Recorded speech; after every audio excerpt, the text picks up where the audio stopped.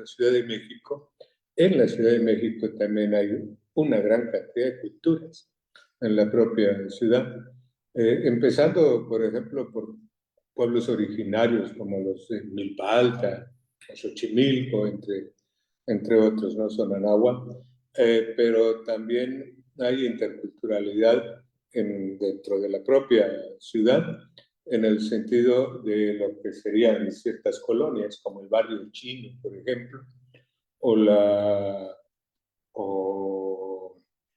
o la zona en la que convive la comunidad israelita, ¿no? Eh, Así que tenemos una gran cantidad incluso de culturas dentro de la propia comunidad de la Ciudad de México, ¿no? Entonces, así que voy a hablar de manera diversificada, no solamente de la relación con las comunidades originarias. Bien, entonces voy a empezar. Voy a leer porque a mí me encanta escribir estas cosas.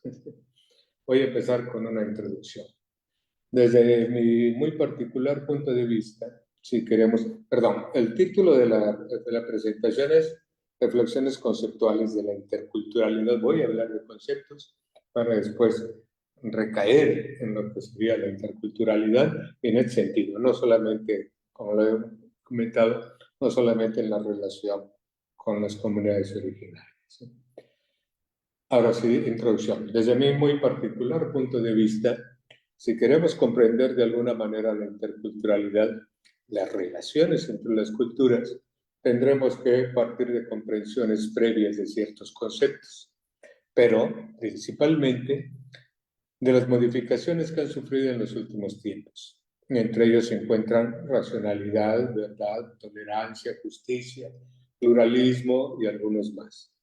Desde luego, uno de los principales de tales conceptos es el de diálogo, que, como su nombre lo indica, en su sentido general, es una conversación entre dos personas o más, o bien una relación de palabras entre dos o más personas, lo que quiere decir que se sustenta en el habla principalmente y en la escucha como auxiliar.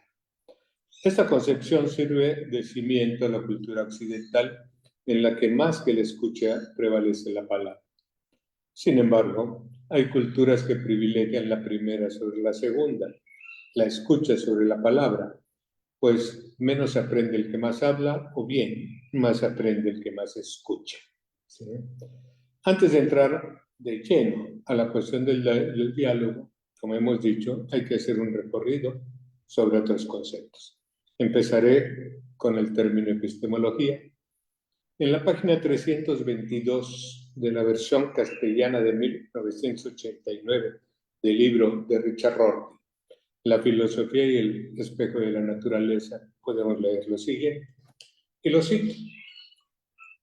La palabra conocimiento no parecería digna de que se luchara por ella si no fuera por la tradición kantiana de que ser filósofo es tener una teoría del conocimiento, y la tradición platónica de que la acción que no está basada en el conocimiento de la verdad, de las proposiciones, es irracional. Termina la cita. A la disciplina que se encarga del estudio del conocimiento, que genera teorías sobre el conocimiento, le llamamos epistemología. Si le prestamos un poco de atención a los principales periodos históricos de la filosofía y nos preguntamos ¿cuál sería el principal concepto de cada periodo? Podríamos mencionar a la sofía en la Grecia de filósofos como Sócrates, Platón o Aristóteles, la ley en la Roma imperial, la fe en la Edad Media y episteme con el nacimiento de la modernidad. En esta última, lo que se persigue es la obtención de un conocimiento justificado. Para ello se apela al método y la razón. Puede haber diferencia entre los filósofos, pero ninguno niega la necesidad del método y la razón. Aunque a esta última los empiristas ingleses anteponen la empiria, de tal manera que un conocimiento se garantiza si se justifica por un método y un dictado de la razón o porque la empiria como método lo avala. Ni siquiera Marx o Freud negaron su necesidad, sino que pretendieron generar su propio método. La aplicación correcta del método permitiría dejar de lado aquellos prejuicios que podrían interferir con la adquisición del conocimiento. Es pues, a partir del surgimiento de la modernidad que se cuenta con un programa a seguir para la adquisición del conocimiento. Y por ello podemos hablar ahora del conocimiento científico como acumulación y persecución de la verdad. De acuerdo con lo anterior, todo aquello que no cumpla con los requisitos para ser considerado conocimiento se le considera como mera opinión, algo que no es digno de confianza al no contar con la garantía que otorga el método y la razón. Solo la ciencia es conocimiento, ya que en ella podemos contemplar la garantía del método. Por eso, en algún momento del siglo pasado, algunos filósofos de la ciencia se consideraron epistemólogos e incluso se pretendió hacer de la filosofía una filosofía científica que permitiera abandonar los prejuicios que irrumpen en la filosofía, sobre todo los metafísicos. La pretensión de la modernidad va más allá de un conocimiento seguro. También lo pretendió universal, es decir, garantizado para todos y para siempre, en el que cuando se justifica una aseveración como verdad, siguiendo los cánones de la ciencia, cualquier otra debe ser desechada, pues no es posible que se mantengan diferentes aseveraciones sobre el mismo asunto como verdaderas. Si posteriormente resulta falsa, eso implica que lo que se tenía no era un conocimiento, sino una simple creencia injustificada o erróneamente justificada, cuya causa sería rastreable en el contexto social, es decir, en los prejuicios sociales. La ciencia concibe su objeto como algo externo al propio científico. En otras palabras, fragmenta el mundo para estudiarlo sin concebirse como perteneciente a ese objeto de estudio. Lo divide en partes para especializarse en cada una, incluso generando un lenguaje especial y, a veces, formal para cada parte y así obtener un conocimiento más profundo sin contemplarlo como una totalidad. Pero hay otra manera de relacionarse con el mundo, concibiéndonos como parte de él, sin fragmentarlo y considerando que cualquier afectación que le produzcamos nos afectaría en algún momento. Si no se le concibe como una cosa independiente de nosotros mismos, sino que más bien nos concebimos a nosotros mismos como parte de él. El conocimiento indígena así no se relaciona con la naturaleza a través de un lenguaje formal. Su relación es más que nada simbólica, cuya pretensión es adquirir un conocimiento que permita la solución de problemas locales, sin buscar apropiarse de ello. Estas diferencias de concepciones separan a la ciencia del conocimiento tradicional. El conocimiento científico se considera como tal si es resultado de estudios de laboratorio y o si cae bajo la influencia de una teoría. En la mayoría, si no es que en todos de los saberes tradicionales, esto no ocurre. Sin embargo, se pueden considerar conocimientos.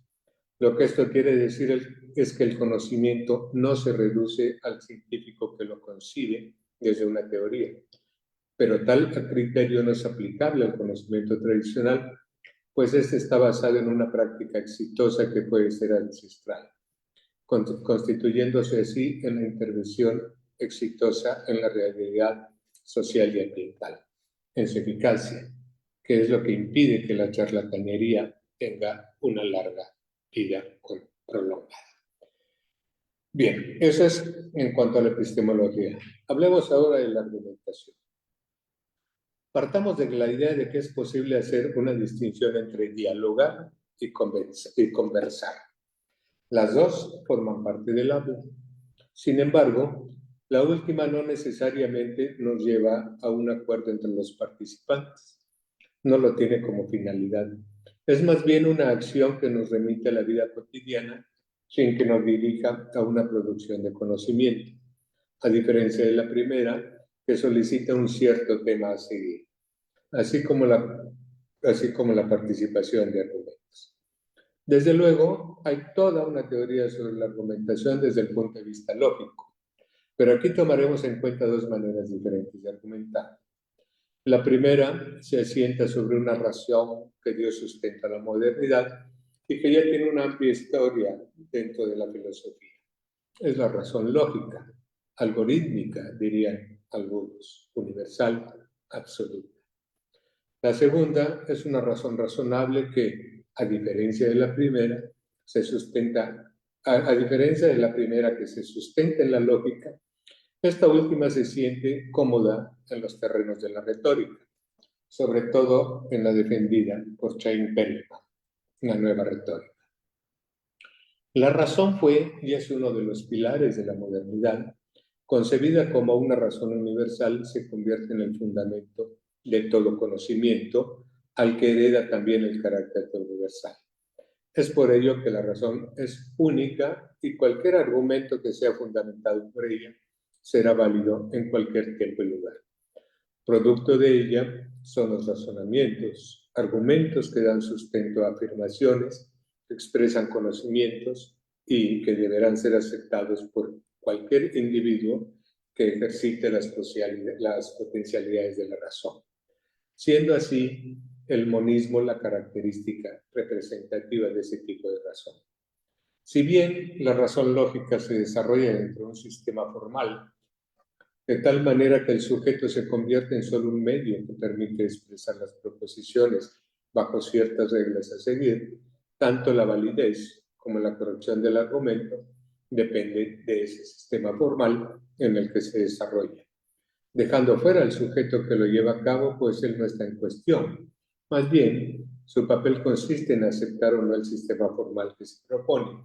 Queda fuera de un compromiso con lo que se diga dentro del sistema. Quien evalúa tal argumentación es el propio sistema. A diferencia de lo anterior, en la manera de argumentar desde la retórica, el sujeto se compromete con sus afirmaciones. Es él el que está en juego. Sus argumentos no es que no tengan alguna lógica, no son cosas que se le ocurren al argumentador de buenas a primeras, sino que cuentan con un respaldo que las justifica.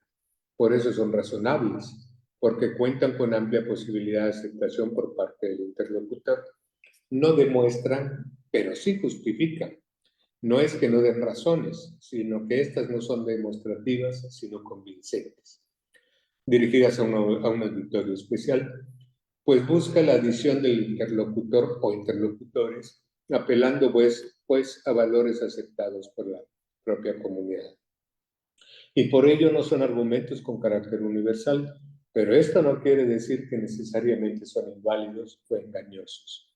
Son argumentos basados en razonamientos coherentes que personas racionales podrían aceptar como sólidas.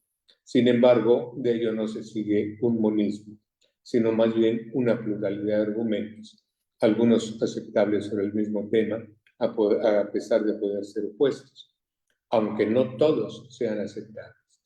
No se sustenta así en una razón absoluta, pero tampoco reniega de la razón, ya que se basa en buenas razones, pero no son incontrovertibles sino situadas.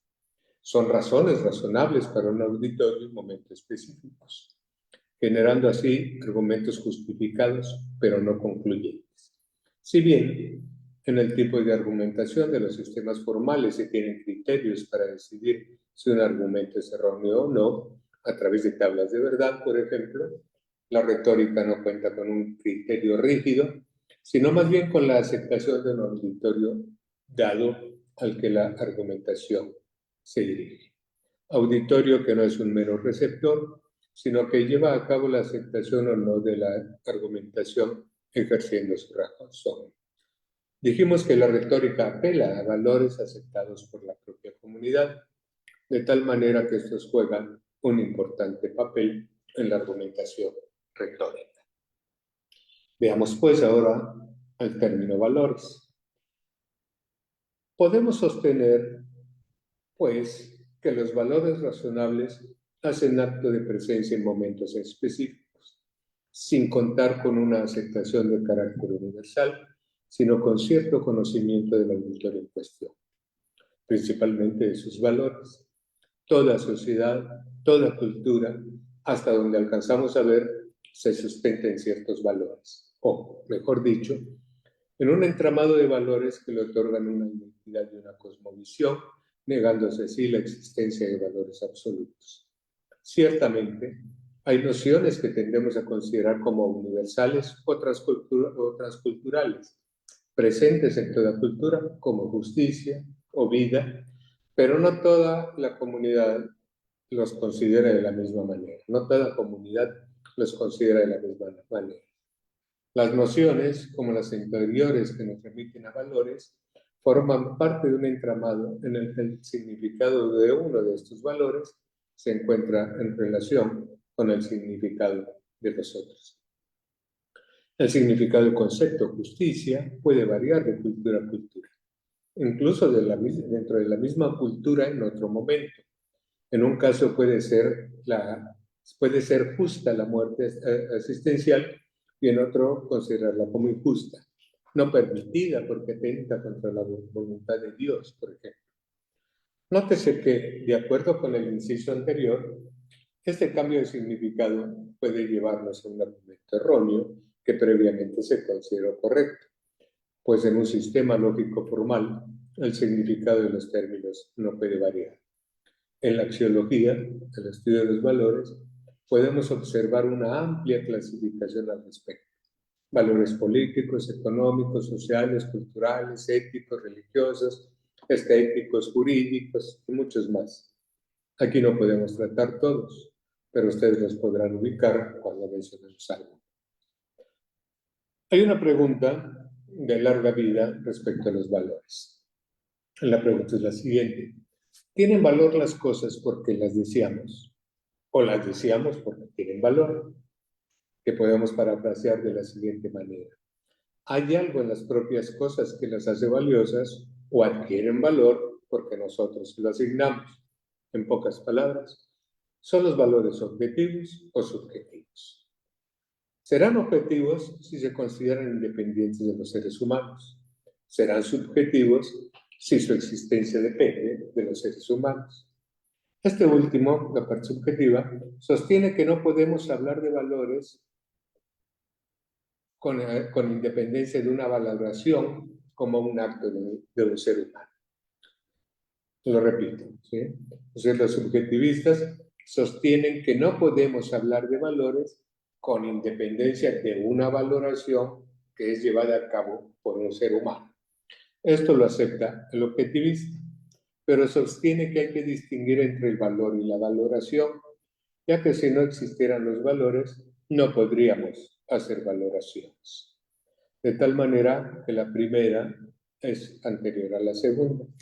Hay muchos argumentos a favor de un lado o del otro, pero nos basta con esto que ya mencionamos.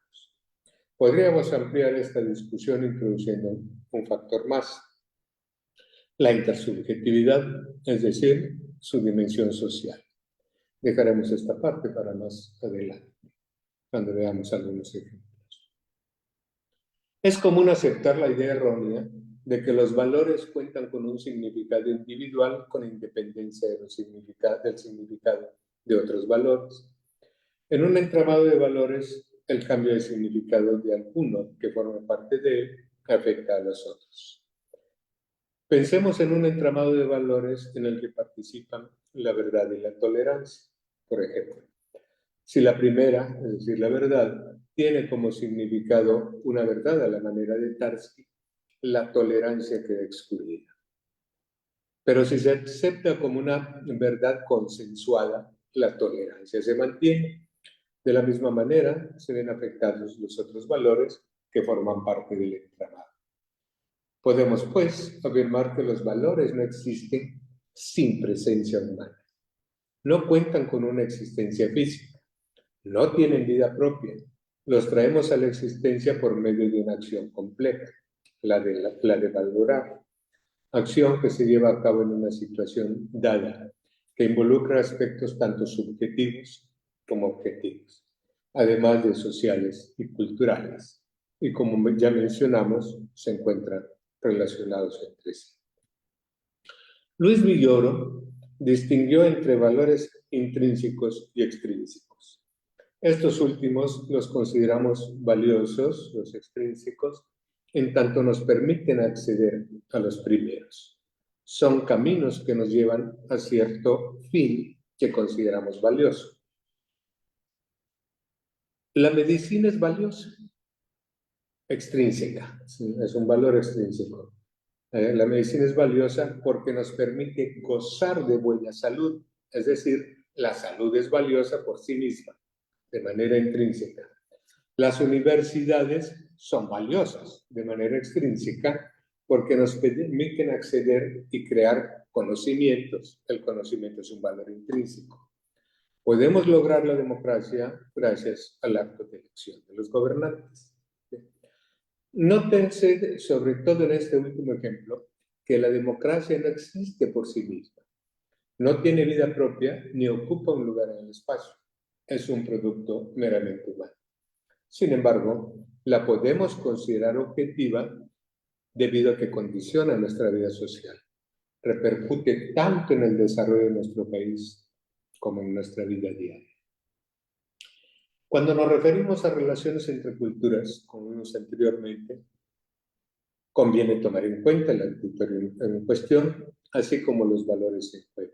Sin embargo, esto último depende del tema que se trata. Podemos considerar las actuales relaciones entre nuestro país y Estados Unidos respecto a los aranceles que impone este último, Estados Unidos.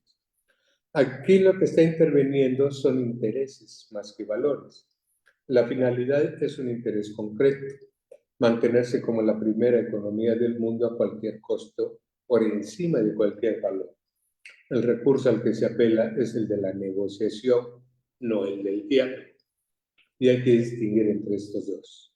Aunque aparentemente participa de manera principal el lenguaje, en el diálogo se pretende la generación de un conocimiento a través del desarrollo de argumentos en el que los participantes se consideran pares. En otras palabras, hay un fin común a perseguir. En la negociación, normalmente, no se consideran pares los que intervienen, por lo que no juega un papel relevante en la argumentación. Además, están involucrados fines diferentes. Un ejemplo claro de ello es cuando solicitamos un préstamo hipotecario a un banco. Desde luego no hay paridad entre usted y el banco. Usted tiene que demostrar al banco que tiene solvencia económica para pagar el préstamo junto con los debidos intereses. Sale pues sobrando cualquier otro tipo de argumento. Por último, el fin que persigue cada uno de los participantes es completamente diferente. El de usted puede ser comprar una casa, el del banco hacer un trámite que le permita recuperar su inversión con cierta ganancia. Para finalizar este punto, pensemos que en ciertas relaciones, como la arriba mencionada, intervienen intereses y o valores. Los valores podemos decir que son algo que se padece. Los podríamos ubicar del lado de la pasión, sin que ello implique que las razones que los sostienen no sean buenas, o mejor, razonables. En cambio, el interés lo podemos ubicar del lado de la razón como algo que se calcula, como ocurre con el capitalismo, que se enfoca más en el interés que en valores que no sean económicos. En la vida cotidiana, no llevamos a la práctica aquello que consideramos valioso. Incluso hay situaciones en las que consideramos valioso cede ante el interés. El interés por el placer supera el valor. Por ejemplo, consideramos valiosa la salud, incluso en el sentido de villoro, y no dejamos de fumar. Este punto será importante más adelante. Dejemos aquí la cuestión de los valores y pasemos a otro punto, pluralismo. Ya llevamos 3 conceptos. Pluralismo. Lo que hemos visto en los incisos anteriores, tanto la epistemología como la argumentación y los valores, nos arrastran prácticamente de manera directa hacia un pluralismo. Ciertamente, a lo largo de la historia de la humanidad, ha habido un fuerte rechazo hacia el pluralismo por temor a caer en un relativismo, sobre todo desde la filosofía. Desde luego, tenemos que considerar que el pluralismo interviene en muchas partes. Es decir, que hay pluralismo ontológico, epistemológico, ético, social, jurídico, religioso, etc. Y de alguna manera todos intervienen en las relaciones interculturales. Desde luego, si aceptamos el pluralismo, tendremos que aceptar que el conocimiento no tiene un carácter universal, sea científico o no. Esto por un lado. Por el otro, no hay un criterio independiente de toda concepción del conocimiento que lo sostenga. En otras palabras, los criterios de la ciencia para aceptar algo como verdadero no son aplicables en todo concepto, como es el caso del conocimiento tradicional. Los criterios de la ciencia no son independientes de la ciencia misma. Esto no quiere decir que hay que dejarla de lado, al contrario, es una de las más aceptadas. Lo único que estamos sosteniendo es que no son comparables el conocimiento que nos provee la ciencia y el que otorga la sabiduría tradicional. Cada una cuenta con sus propios procedimientos de justificación. Podemos aceptar lo anterior mencionando que ese conocimiento tradicional de larga duración ha permitido que sobrevivan comunidades no basadas en el conocimiento científico, lo cual sería difícil que ocurriera sin que la propia naturaleza lo permitiera. Como mencionamos en páginas anteriores, cada comunidad cuenta con sus propios valores. Hay pues una pluralidad de valores que varían de comunidad a comunidad. Hay algunas que consideran valiosa la participación guerrera, aunque sea de manera extrínseca, en busca del poder como valor intrínseco, e incluso incentivan a sus jóvenes a participar en ellas, tanto desde el ámbito del Estado como desde el privado. Es el familiar, como en Estados Unidos. En otras, en cambio, su organización parte del mantenimiento de la paz, como en la comunidad tibetana. Tómese en cuenta, como vimos anteriormente, que estos valores, la guerra o el poder o la paz, forman parte de un entramado complejo en cada una de ellas. En la primera, en la guerra, la tolerancia no existe. Solo hay una verdad, una religión, un tipo de gobierno y otros valores. Los del vencedor, como se hace claro en la conquista de México. En la segunda, la paz, la tolerancia juega un importante papel en ese entramado, aceptando que no hay una verdad universal que alguien posee, ni un solo tipo de gobierno o religión. Puede ocurrir también que en 2, 3 o más comunidades exista la misma palabra para nombrar un valor, pero esto no implica que sea concebido de la misma manera, incluso se pueden oponer. Eso ocurre, por ejemplo, con la justicia, una palabra común en varias comunidades y, sin embargo, es concebida muchas veces de diferente manera. En nuestro mundo occidental, la justicia se ejercía desde un sistema jurídico, escrito, pretendidamente independiente del resto de la comunidad. Un sistema punitivo que castiga al infractor que rompe con sus leyes de acuerdo con el delito cometido. De cualquier manera, el culpable debe ser castigado. El papel de la víctima la asume el Estado, siendo este el encargado de cumplir la ley. Este es el sistema que cuenta con la mayoría a nivel mundial. Hay otra manera de concebir la justicia, la de los pueblos originarios, en donde la justicia se ejerce velando por el bien de la comunidad. Por ello, en el caso de un delincuente de la propia comunidad, es esta la que asume el papel de responsabilidad. Es decir, reconoce que no supo formar al delincuente dentro de los valores de la comunidad. Si por alguna razón comprende que la culpa es del individuo, entonces el castigo puede no ser la cárcel, sino que es la comunidad quien le sirve de cárcel. Supongamos que ha ocurrido un asesinato y que es atrapado el asesino, y se reconoce como tal por parte de la asamblea comunitaria. Se le asigna una condena. No puede salir de la comunidad, ni puede acceder a un cargo interno, algo que duele moralmente. Y tiene que trabajar doble jornada, ya que tiene que atender a su familia y a la familia de la víctima. Nótese que en el centro de la sentencia se encuentra la víctima, que no es solo el asesinado, sino también su familia, que va a sufrir, por ejemplo. Además que se pretende no romper el tejido castigo social. En el sistema anterior, si el delincuente es encontrado culpable, se le condena a la cárcel, con lo que se dejan dos familias desamparadas, la del asesino y la de la víctima, de las que tendrá que hacerse ahora cargo la propia comunidad. Pensemos ahora en la vida, otra palabra común de los valores de la sociedad. Como en la anterior, su concepción puede variar. Los conquistadores españoles del actual México consideraron a los mexicas como salvajes debido a los sacrificios humanos. No respetaban la vida individual y, por tanto, atentaban contra los designios de Dios como su obra más divina. Pero es posible sostener un punto de vista contrario, que respetaban más la vida que los propios españoles, pues la concebían cosmológica, es decir, de todo el universo. Mantenerla era el trabajo de sus dioses. Para ello, esos dioses tenían la necesidad de alimentarse y no contaban con la ambrosía, es decir, con el alimento de los dioses griegos, sino requerían de la sangre humana. ¿Qué mayor respeto a la vida que sacrificarse para mantener vivo al universo entero? Así, la vida es concebida de manera diferente. No existe una sola manera de concebirla. Hay un pluralismo en su concepción. Justificar las acciones y las diferencias y las diferentes concepciones de los párrafos anteriores requieren cierto tipo de argumentaciones, de razones diferentes que dependen del tipo de sociedad que se conciba. No hay un solo tipo de argumentos válido en cualquier situación, lugar y tiempo.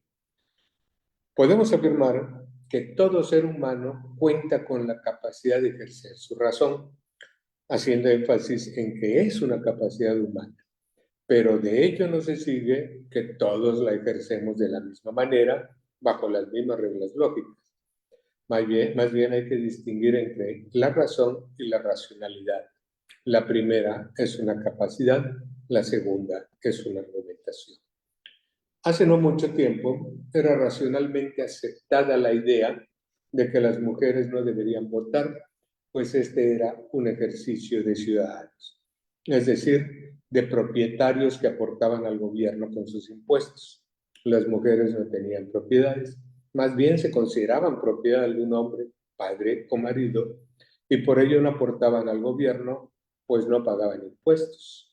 Tiempo después, la idea de ciudadanía se deslindó de la propiedad y se concibió como nacimiento en el territorio nacional. El 3 de julio de 1955, las mujeres accedieron por primera vez al voto en una elección federal. Y hoy en día consideraríamos una aberración no permitírselos. El mismo caso con dos criterios y argumentos diferentes. Dejemos aquí la presentación de los conceptos mencionados y entremos de lleno a las relaciones interculturales. Podemos aceptar que existen dos tipos de relaciones culturales, las intra y las inter. Las primeras, intraculturales, dentro de las culturas, son aquellas que mantienen el tejido social. Tomemos el sistema jurídico. Se piensa que su encargo es impartir justicia, como vimos anteriormente, pero en realidad su labor consiste en regular el comportamiento social, manteniendo así su tejido. Que para ello apele a la justicia es un plus de su ejercicio, pues podemos concebir sistemas jurídicos que no aceptaríamos como justos, como en el caso del nazismo. Hay además un pluralismo jurídico, por ejemplo, como en el caso del nazismo o también como el caso de la comunidad negra en los Estados Unidos, ya de hace algún tiempo. Hay además un pluralismo jurídico, uno para la nación toda, pero no hay el mismo sistema jurídico entre los estados del país. En algunos, bajo ciertos requerimientos, no se penaliza el aborto, en otros sí.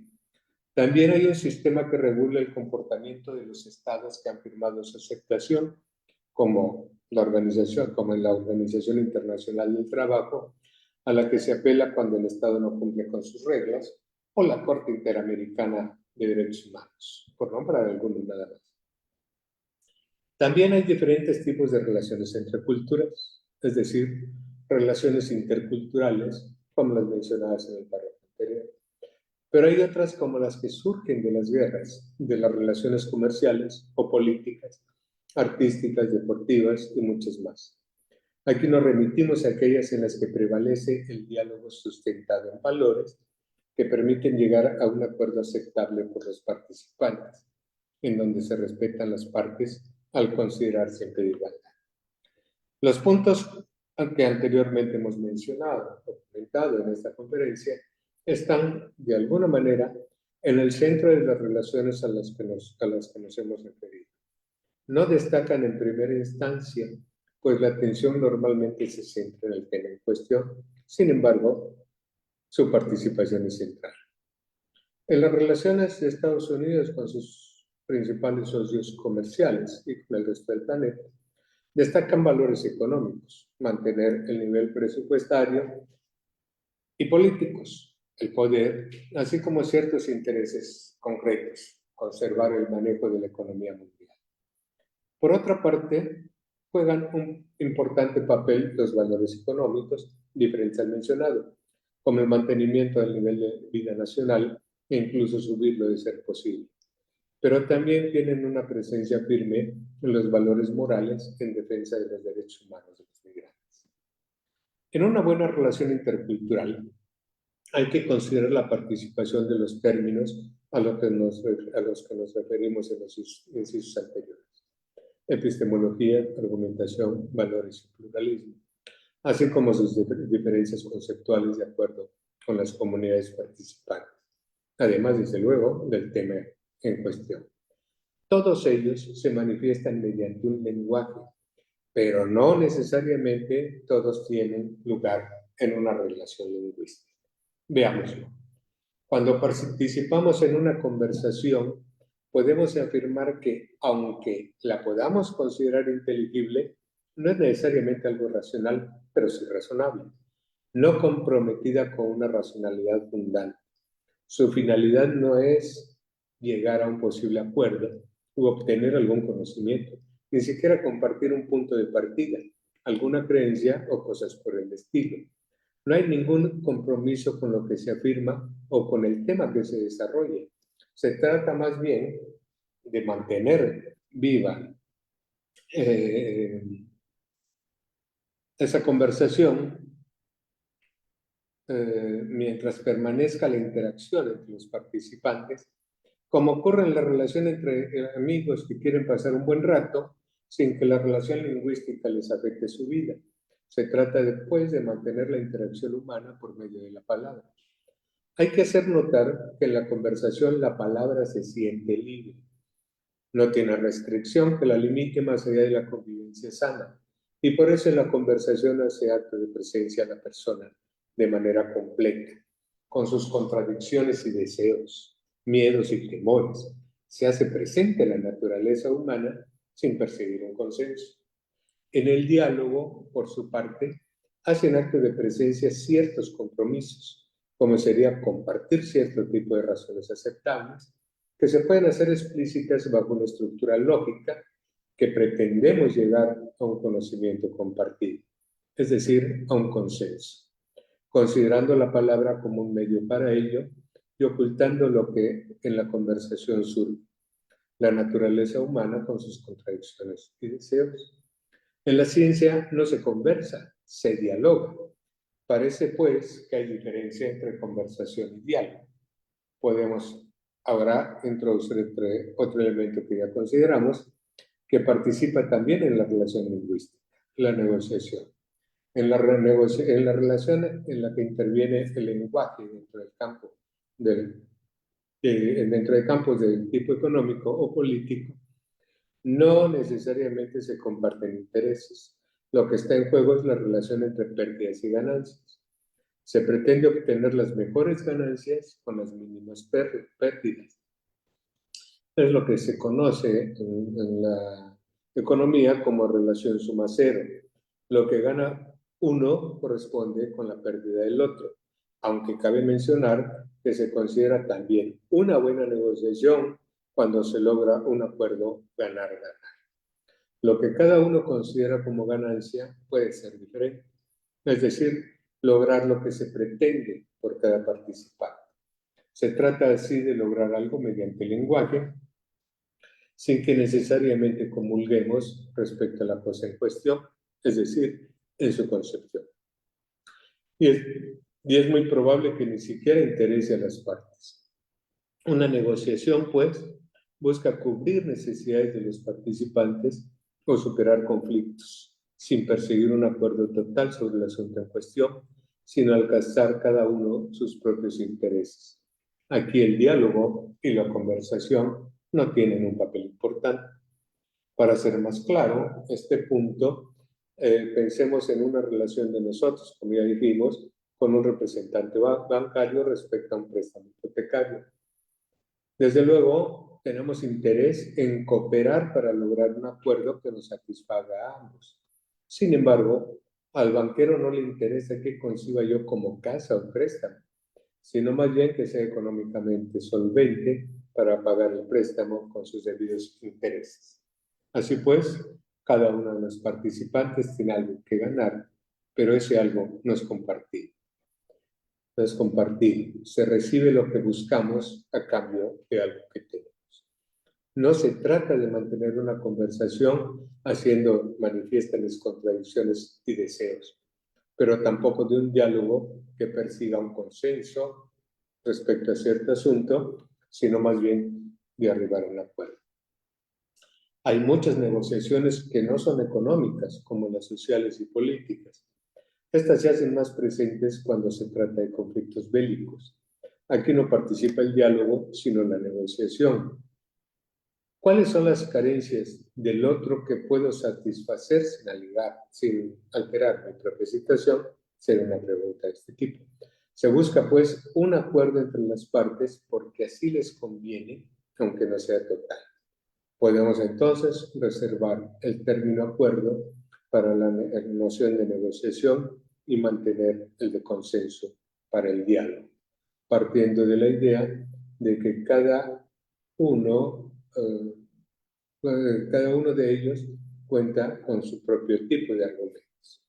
Cabe mencionar que el diálogo, para que fluya de la mejor manera posible, se debe desarrollar entre pares, asunto este que no siempre se cumple en la negociación. Ahora es posible darse cuenta que cada una de las relaciones lingüísticas que mencionamos tiene su momento, su propia estructura y persiguen cosas diferentes. Y también ahora prestar atención a las relaciones interculturales mediadas por un lenguaje, tomando en cuenta si se trata de una conversación donde uno obtiene un saber sobre el otro, un diálogo donde se persigue un consenso, como en el caso de la ciencia, o bien una negociación que pretende lograr un acuerdo.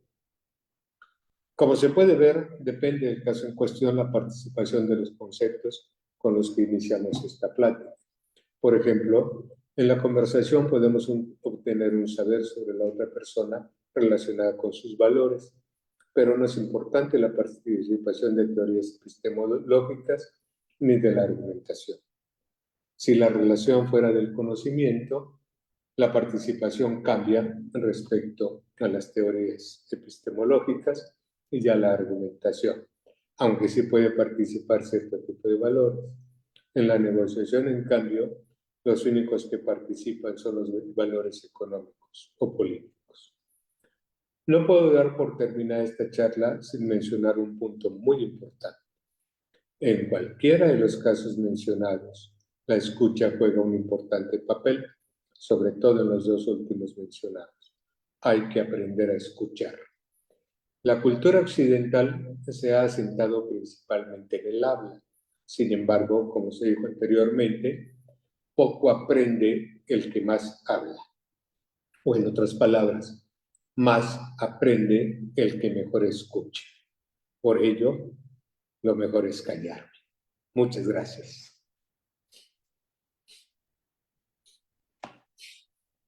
Muchísimas gracias, Raúl, por la conferencia.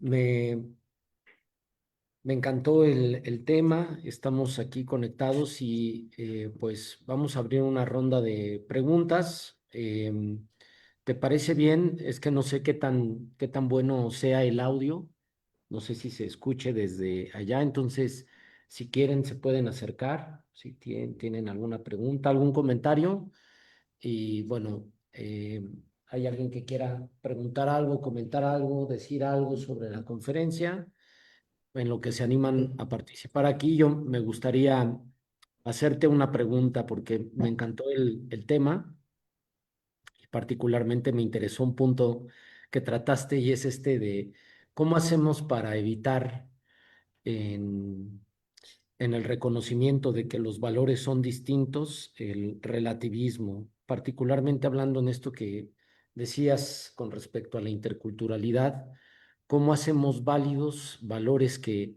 a la luz de mm, de nuestras categorías, digamos, occidentales, universales, algunas prácticas que provienen, por ejemplo, de los pueblos de usos y costumbres, ¿no? Que siempre ha sido el mismo debate. ¿Es posible entrar en diálogo, como decías, no en conversación, en diálogo entre iguales, en un reconocimiento social sobre esto, cómo evitar, porque parece ser que de ahí viene, ¿no? La interculturalidad, cómo evitar el relativismo, eh, cómo adentrarse al diálogo entre iguales cuando a veces hay valores contrapuestos, ¿no? Que creo que este es pues un asunto fundamental y pues me encantaría escuchar tu aportación. Esto que decías al final sobre escuchar que es tan valioso, tan importante, pero que también nos pone en situación de ver dos visiones valorativas confrontadas, ¿no? Sí, sí. Primero, esto de eh, usos y costumbres. Esto de usos y costumbres, normalmente se utilizan ese término, esos dos términos, para hablar de lo que ocurre en las comunidades originarias. Pero pensando que nada más en las comunidades originarias, en los pueblos indígenas, ¿no? Que se mueven por usos y costumbres. Puede ser, ciertamente se mueven por usos y costumbres. Pero nosotros también, nosotros también, hay usos y costumbres en la universidad, hay usos y costumbres en la ciencia también, hay tradiciones también en la ciencia, hay tradiciones también en los juicios jurídicos, también hay usos y costumbres. Por ejemplo, uno de los usos y costumbres de nuestra gran comunidad occidental, sobre todo en México, es casarse de blanco. ¿Sí? Es más, casarse en la iglesia. ¿Sí? Aunque muchos ni siquiera son de la propia religión católica, ¿sí? Pero es uso de costumbre casarse en la iglesia o hacer la fiesta de 15 años. Hay un montón de usos y costumbres en nuestra vida cotidiana. No solo las comunidades indígenas tienen usos y costumbres, prácticamente las comunidades de cualquier lugar del mundo tienen usos y costumbres. No sé por qué siempre se las adjudicamos nada más a las comunidades indígenas. Bueno, eso es respecto a esa terminología, ¿no? Respecto a lo otro, esa es también una pregunta que siempre me han hecho, ¿no? ¿Cómo evitar el relativismo? ¿Y por qué tenemos que evitarlo? Es también algo que ha hecho mucho la filosofía, desde sus orígenes, evitar el relativismo. Pero si nosotros revisamos la propia historia de la filosofía, siempre ha habido relativismo. Nunca hemos estado de acuerdo, desde la época, por ejemplo, desde Sócrates hasta nuestros días, nunca hemos estado de acuerdo en nada. Pues, como se dijo hace un rato, el método, pero hay un montón de maneras de concebir el método. No hemos llegado a ningún acuerdo. La justicia, no hemos llegado a ningún acuerdo. ¿Sí? siempre hemos estado en el relativismo, en el pluralismo. ¿Sí? Nada más hay que revisar la historia de la filosofía. Más bien ya deberíamos de haber aprendido que perseguir